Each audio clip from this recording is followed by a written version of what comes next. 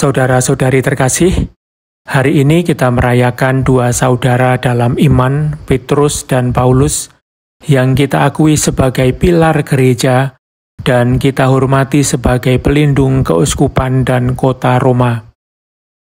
Kisah kedua rasul ini juga menyentuh kita secara pribadi, sebagai komunitas para murid Tuhan yang sedang berziarah di zaman ini. Secara khusus dengan meneladani kesaksian mereka, saya ingin menekankan dua aspek, persekutuan gerejawi dan vitalitas iman. Pertama-tama, persekutuan gerejawi. Liturgi hari raya ini menunjukkan kepada kita bahwa Petrus dan Paulus dipanggil untuk menjalani takdir yang sama, yaitu martir, yang secara definitif mempersatukan mereka dengan Kristus. Dalam bacaan pertama, kita melihat Petrus di penjara menunggu pelaksanaan hukuman.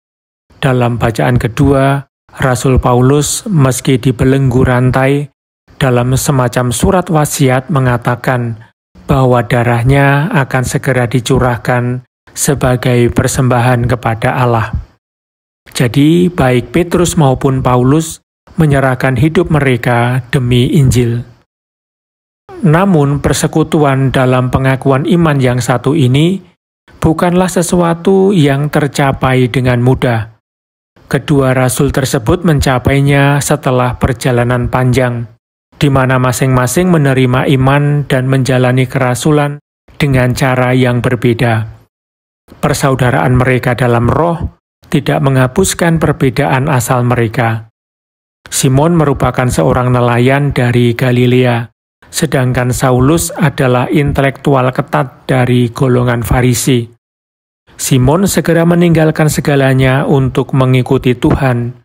Saulus justru menganiaya orang Kristen sampai ia diubah oleh Kristus yang bangkit.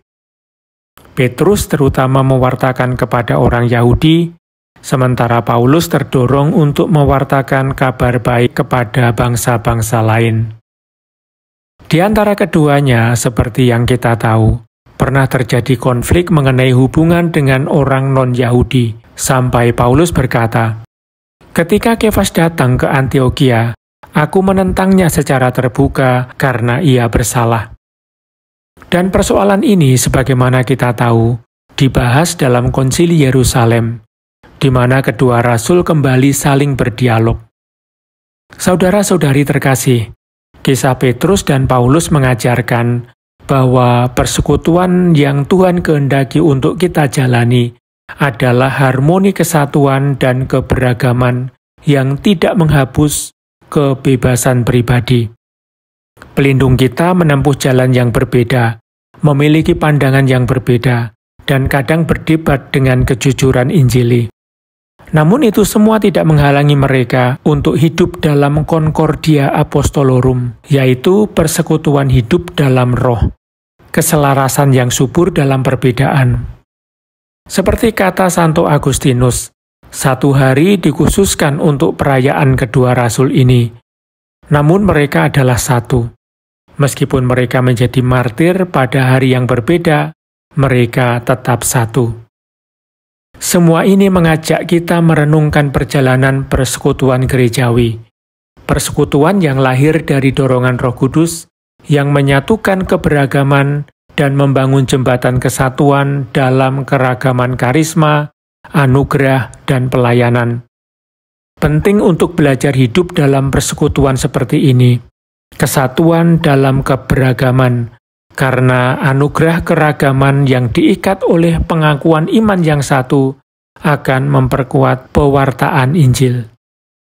Di jalan inilah kita dipanggil untuk berjalan, meneladani Petrus dan Paulus, karena persaudaraan seperti ini sangat dibutuhkan oleh kita semua. Gereja membutuhkannya, begitu pula relasi antara kaum awam dan imam, antara imam dan uskup, antara para uskup dan paus. Juga kehidupan pastoral, dialog ekumenis, dan hubungan persahabatan yang ingin dibangun gereja dengan dunia.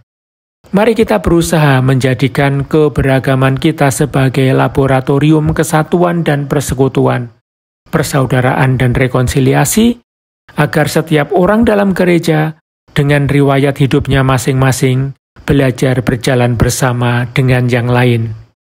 Santo Petrus dan Paulus juga mengajak kita merenungkan vitalitas iman kita. Dalam pengalaman sebagai murid, selalu ada risiko jatuh ke dalam kebiasaan, ritualisme, atau pola pastoral yang berulang tanpa pembaruan dan tanpa menangkap tantangan zaman.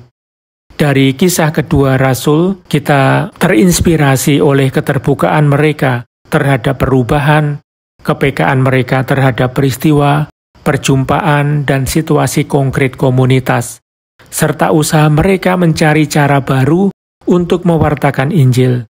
Berangkat dari persoalan dan pertanyaan dari saudara-saudari seiman.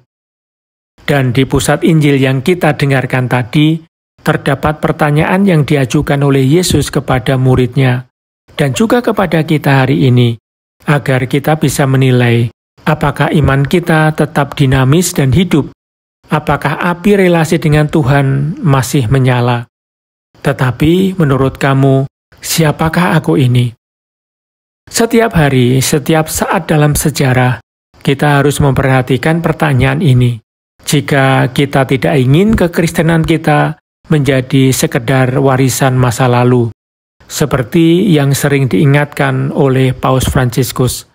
Penting untuk keluar dari risiko iman yang lelah dan statis, dan bertanya, siapakah Yesus Kristus bagi kita hari ini? Adakah ruang baginya dalam hidup kita dan dalam tindakan gereja? Bagaimana kita bisa memberi kesaksian tentang harapan ini dalam kehidupan sehari-hari dan mewartakannya kepada orang-orang yang kita jumpai? Saudara-saudari terkasih, latihan untuk membedakan kehendak Tuhan yang lahir dari pertanyaan-pertanyaan ini memungkinkan iman kita dan gereja terus diperbarui dan menemukan jalan dan praktek baru dalam mewartakan Injil. Persekutuan dan vitalitas iman harus menjadi kerinduan pertama kita.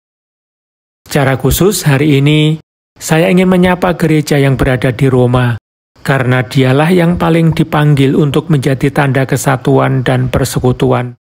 Gereja yang menyala dengan iman yang hidup, komunitas murid yang menjadi saksi sukacita, dan penghiburan Injil dalam segala situasi manusia. Dalam sukacita persekutuan ini, seiring ajakan untuk terus memelihara jalan hidup Santo Petrus dan Paulus, saya menyapa para saudara uskup agung yang hari ini menerima pallium.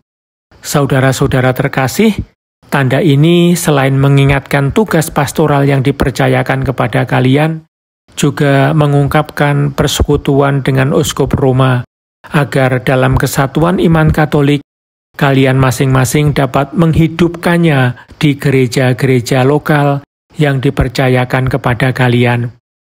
Saya juga ingin menyapa para anggota Sinode Gereja Katolik Yunani Ukraina.